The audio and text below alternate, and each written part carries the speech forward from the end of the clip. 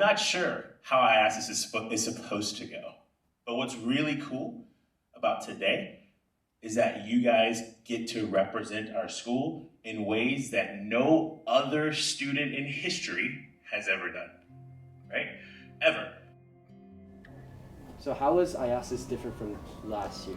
All in all, I think because we were lucky enough to be in school this year, in terms of the activities we actually did, it managed to remain pretty similar to what would have been the experience had we been able to go to Taiwan. We still had our activities. There were still a lot of good bonding moments.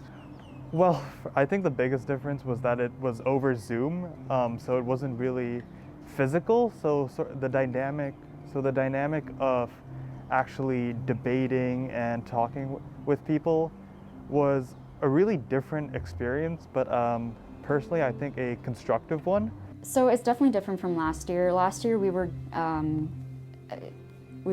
gracious enough to host the first ever IASAS film, but this year we didn't manage to do that. We were stuck here in Singapore, but Taipei still managed to host a great convention for us. I think there was definitely a reduced group.